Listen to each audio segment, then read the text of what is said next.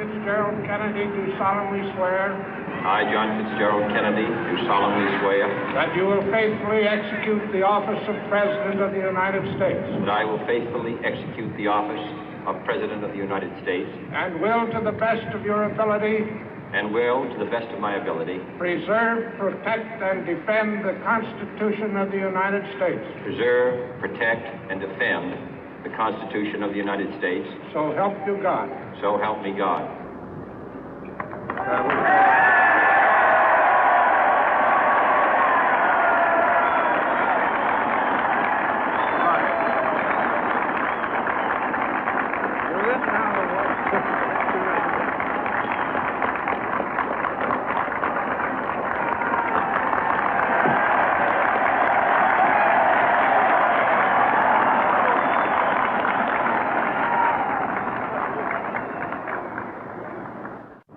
Vice President Johnson, Mr. Speaker, Mr. Chief Justice, President Eisenhower, Vice President Nixon, President Truman, Reverend clergy, fellow citizens.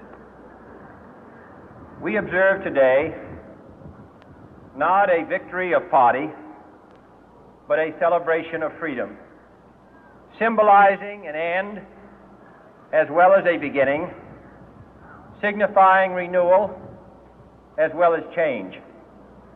For I have sworn before you and Almighty God the same solemn oath our forebears prescribed nearly a century and 3/4 ago.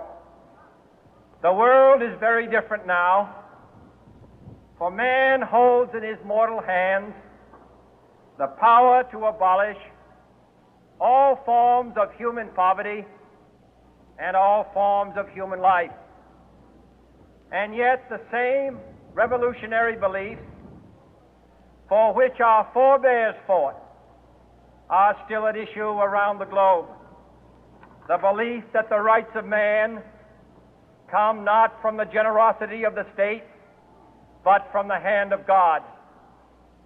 We dare not forget today that we are the heirs of that first revolution. Let the word go forth from this time and place to friend and foe alike that the torch has been passed to a new generation of Americans born in this century, tempered by war, disciplined by a hard and bitter peace, proud of our ancient heritage, and unwilling to witness or permit the slow undoing of those human rights to which this nation has always been committed and to which we are committed today at home and around the world.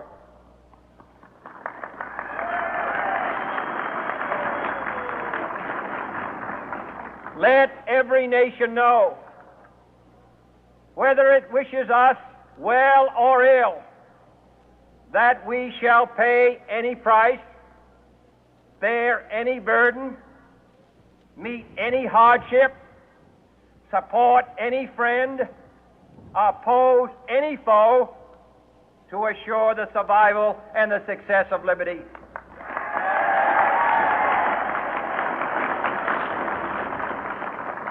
This much we pledge and more. To those old allies whose cultural and spiritual origins we share, we pledge the loyalty of faithful friends. United, there is little we cannot do in a host of cooperative ventures. Divided, there is little we can do, for we dare not meet a powerful challenge at odds and split asunder. To those new states whom we welcome to the ranks of the free, we pledge our word that one form of colonial control shall not have passed away merely to be replaced by a far more iron tyranny. We shall not always expect to find them supporting our view, but we shall always hope to find them strongly supporting their own freedom, and to remember that in the past, those who foolishly sought power by riding the back of the tiger ended up inside.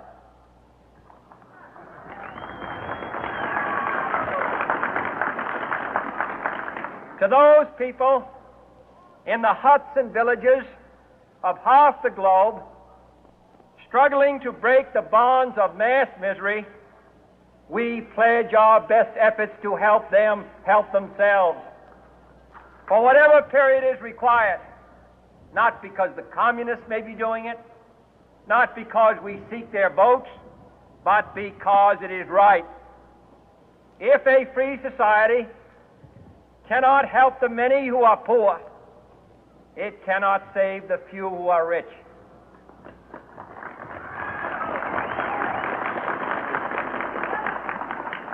To our sister republics south of our border, we offer a special pledge to convert our good words into good deeds, in a new alliance for progress, to assist free men and free governments in casting off the chains of poverty. But this peaceful revolution of hope cannot become the prey of hostile powers. Let all our neighbors know that we shall join with them to oppose aggression or subversion anywhere in the Americas. And let every other power know that this hemisphere intends to remain the master of its own house.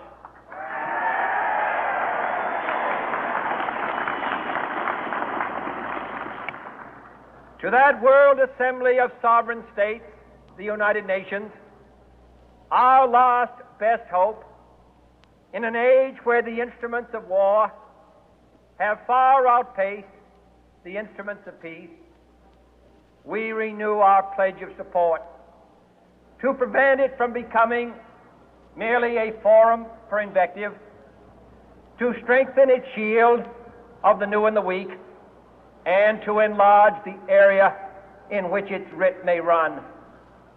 Finally, to those nations who would make themselves our adversary, we offer not a pledge, but a request that both sides begin anew the quest for peace. Before the dark powers of destruction, unleashed by science, engulf all humanity in planned or accidental self-destruction, we dare not tempt them with weakness, for only when our arms are sufficient beyond doubt can we be certain beyond doubt that they will never be employed. But neither can two great and powerful groups of nations take comfort from our present course, both sides overburdened by the cost of modern weapons, both rightly alarmed by the steady spread of the deadly atom, yet both racing to alter that uncertain balance of terror that stays the hand of mankind's final war. So let us begin anew, remembering on both sides that civility is not a sign of weakness, and sincerity is always subject to proof. Let us never negotiate out of fear, but let us never fear to negotiate.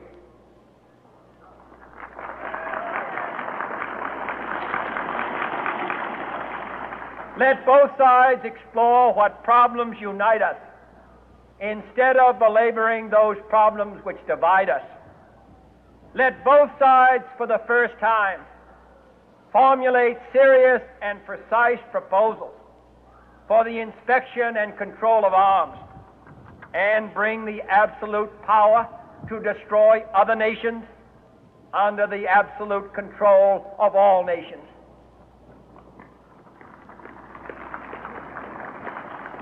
Let both sides seek to invoke the wonders of science instead of its terrors. Together, let us explore the stars, conquer the deserts, eradicate disease, tap the ocean depths, and encourage the arts and commerce. Let both sides unite to heed in all corners of the earth the command of Isaiah to undo the heavy burden and let the oppressed go free. And if a beachhead of cooperation may push back the jungle of suspicion, let both sides join in creating a new endeavor, not a new balance of power, but a new world of law, where the strong are just and the weak secure and the peace preserved.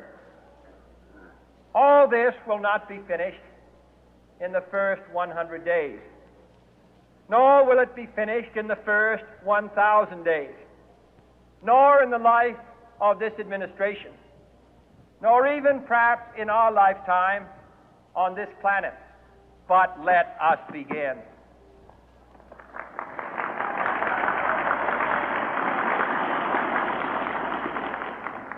In your hands, my fellow citizens, more than mine, will rest the final success or failure of our course. Since this country was founded, each generation of Americans has been summoned to give testimony to its national loyalty. The graves of young Americans who answered the call to service surround the globe. Now the trumpet summons us again, not as a call to bear arms, though arms we need, not as a call to battle, though in battle we are, but a call to bear the burden of a long twilight struggle, year in and year out, rejoicing in hope, patient in tribulation, a struggle against the common enemies of man, tyranny, poverty, disease, and war itself. Can we forge against these enemies a grand and global alliance, north and south, east and west, that can assure a more fruitful life for all mankind? Will you join in that historic effort?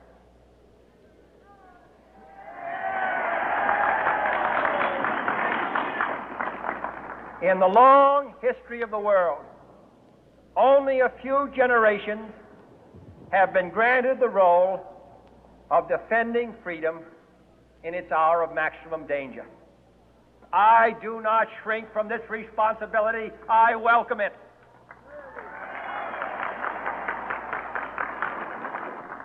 I do not believe that any of us would exchange places with any other people or any other generation.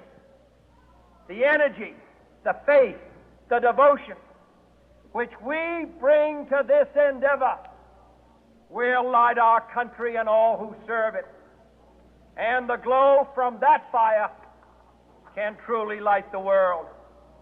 And so, my fellow Americans, ask not what your country can do for you, ask what you can do for your country.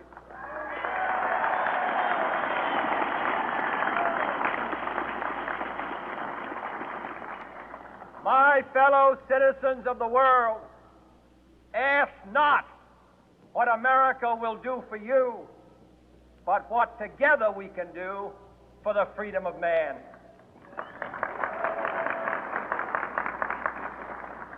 Finally, whether you are citizens of America or citizens of the world, ask of us here the same high standards of strength and sacrifice which we ask of you.